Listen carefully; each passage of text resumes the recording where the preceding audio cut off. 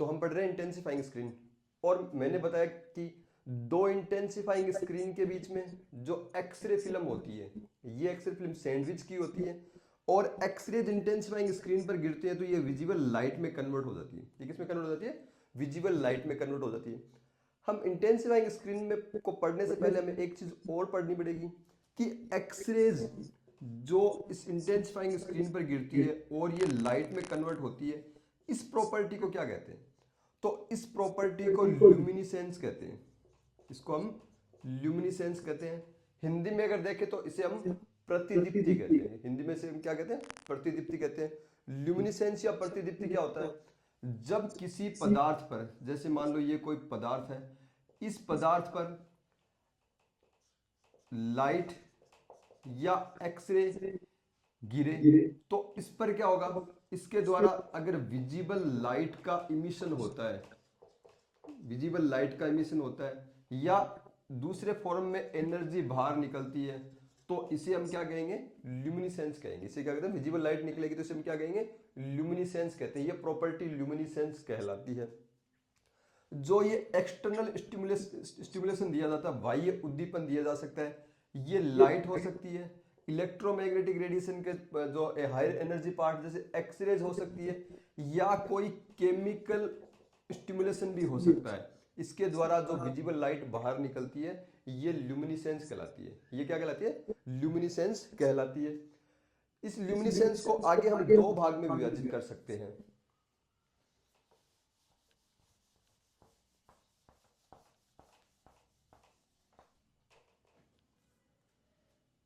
इस ल्यूमिनिसेंस को आगे हम दो भागों में विभाजित कर सकते हैं।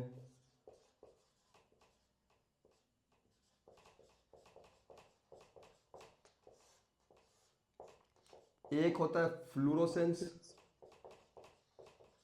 और दूसरा होता है फोस्फोरिसेंस। फ्लूरोसेंस और फोस्फोरिसेंस होता है। ये ल्यूमिनिसेंस होता कैसे? देखिए, मान लीजिए कोई मैटर है, इस मैटर के अंदर इलेक्ट्रॉन है, वो वैलेंस बैंड के अंदर है। किसमें है? वैलेंस बैंड के अंदर इलेक्ट्रॉन है।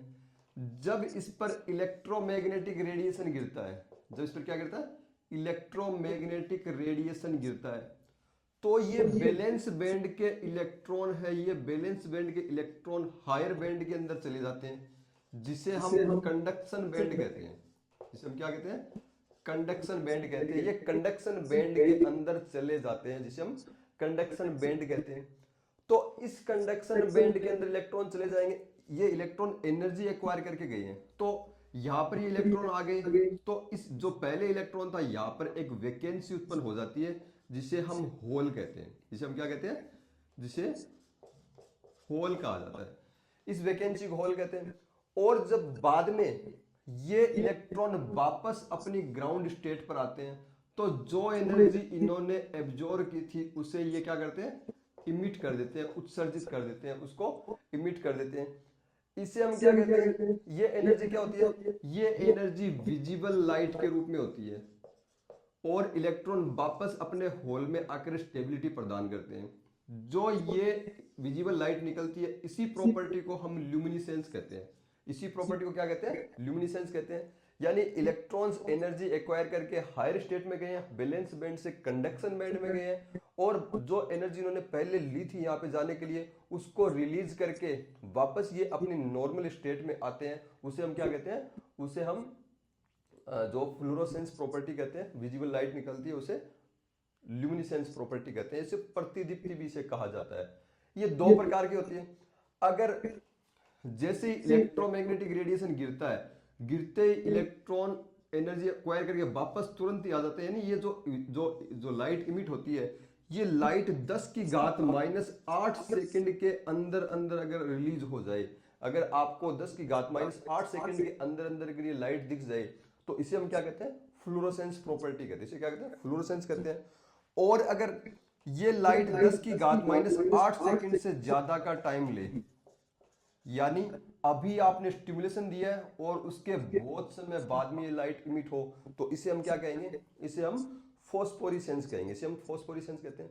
फ्लोरोसेंस और फॉस्फोरेसेंस, ये दो, इसको लुमिनेसेंस को दो भागों में बांटा जाता है। एक चीज और देखिए, आपने यहाँ पे स्टिमुलेशन के लिए जो एनर्जी दी है और जो एनर्जी लुमिनेसेंस के लिए निकली है, इन दोनों एनर्जी में से जो स्टिमुलेशन के लिए दी गई एनर्जी ज्यादा होती है, सदा निकलने वाली एनर्जी क्या होती है, कम होती है। सदा क्या होती है, निकलने वाली एनर्जी कम होती है। जैसे मान लो आपने अल्ट्रावायलेट वेव्स यहाँ पे डाली है, हमने आपने जो इस मटेरियल के ऊपर इलेक्ट्रोमैग्नेटिक रेडिएशन का अल्ट्रावायलेट रेडिएशन का पोर्शन आपने डाला है, और यहाँ पे विजिबल लाइट निकल रही है। यहाँ पे क्या निकल रही है, विजिबल लाइट निकल रही है। अगर आप इसकी एनर्जी देखो तो एनर्जी सदा अल्ट्रावायलेट वेव की ज्यादा होती है, विजिबल लाइट की कम होती है। यानी यहाँ पे जो आप एनर्जी डाल रहे हो और यहाँ पे जो निकल रही है, निकलने वाली एनर्जी इस पर डाली गई एनर्जी से सदा कम होती है। इससे डाली गई एनर्जी से सदा ही क्या होती है, कम होती है। इसके अलावा मैं आपको रेडियोलॉजी में अलग अलग जगह पर उपयोग में लिए जाने वाली ल्यूमिनेसेंस प्रॉपर्टीज के बारे में बताता हूं। देखियो रेडियोलॉजी के अंदर देखो, रेडियोलॉजी के अंदर जो फ्लोरोसेंस प्रॉपर्टी है ज्यादा इंपॉर्टेंट है फॉस्फोरेसेंस प्रॉपर्टी के बजाय। जैसे कैल्शियम टंगस्टेट है या गैडोलिनियम ऑक्सीसल्फाइड है, गैडोलिनियम ऑक्सीसल्फाइड है, ये फॉस्फर है, ये कहाँ काम में लिए जाते हैं, टर्बियम एक्टिवेटेड होते हैं। ये इंटेंसिफाइंग स्क्रीन के अंदर काम में लिए जाते हैं। ये कहाँ काम में जाते हैं, इंटेंसिफाइंग स्क्रीन के अंदर काम में लिए जाते हैं।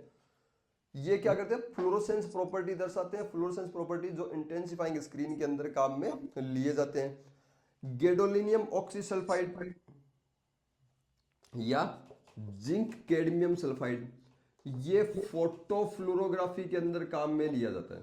किसमें काम में लिया जाता है, फोटोफ्लोरोग्राफी, जिसे हम एमएमआर मास मिनिएचर रेडियोग्राफी भी जिसे हम कहते हैं, उसके अंदर काम में लिया जाता है। सोडियम आयोडाइड, ये गामा कैमरा के अंदर काम में लिया जाता है। ये गामा कैमरा के अंदर काम में लिया जाता है। इसके अलावा सिटी के अंदर देखो आप, जैसे सिंटिलेशन डिटेक्टर जो सोडियम आयोडाइड, इसके अलावा सीजियम आयोडाइड या LSO, lutetium oxy oxy oxy LSO, lutetium oxy thiosulphate होता है, जो ये भी किसके अंदर काम में लिया जाता है, इसका एग्जैक्ट नाम मैं भूल गया, एलएसओ। ये भी क्या काम में लिया जाता है, ये सिटी और जो सिंटिलेशन डिटेक्टर में काम में लिया जाता है, ये काम में लिए जाते हैं। इसके अलावा सीआर और डीआर के अंदर जो डिटेक्टर्स काम मिल जाते हैं, उसके अंदर जो फॉस्फर काम मिल जाते हैं, वो भी जो डायरेक्ट डिटेक्शन रेडियोग्राफी के अंदर काम मिल जाते हैं, वो भी फ्लोरोसेंस प्रॉपर्टी के ऊपर ये कार्य करते हैं। फ्लोरोसेंस प्रॉपर्टी के अंदर ये काम किसकी है, ये अपनी प्रॉपर्टीज दिखाते हैं। फॉस्फोरेसेंस, जैसे टीएलडी कार्ड में जैसे लिथियम फ्लोराइड, कैल्शियम सल्फेट आदि फॉस्फर काम मिल जाते हैं। ये फॉस्फोरेसेंस प्रॉपर्टीज पर काम करते हैं। ये किस पे काम करते हैं, फॉस्फोरेसेंस प्रॉपर्टीज पे काम करते हैं। सीआर के अंदर जो बेरियम फ्लोरोहेलाइड है, बेरियम फ्लोरोहेलाइड, ये फॉस्फर है, ये भी फॉस्फोरेसेंस प्रॉपर्टी पर काम करता है, जो पीएसएल फोटो स्टिमुलेबल ल्यूमिनेसेंस का जो प्रॉपर्टीज है उसको दर्शाता है। तो ये रेडियोलॉजी के अंदर काम में आने वाले अलग अलग जो मैंने बता दिया आपको, फ्लोरोसेंस और फॉस्फोरेसेंस दोनों के अंदर काम में लिए जाने वाले फॉस्फर के बारे में मैंने आपको बताया, कौन से इसके अंदर ये काम में आते हैं। तो मोस्ट इंपोर्टेंट चैप्टर, एग्जाम में इस पर बहुत सारे क्वेश्चन आते हैं। डार्क रूम की आज अपनी पहली क्लास है, और इसी तरह से मैं आपको पूरे सारे वीडियोज है आपको मैं टाइम टू टाइम क्लास पर ही आपको देता रहूंगा। तो चलिए आज की क्लास ही कंप्लीट है। एक नई क्लास के साथ जल्दी मैं आपके सामने आऊंगा, तब तक के लिए धन्यवाद।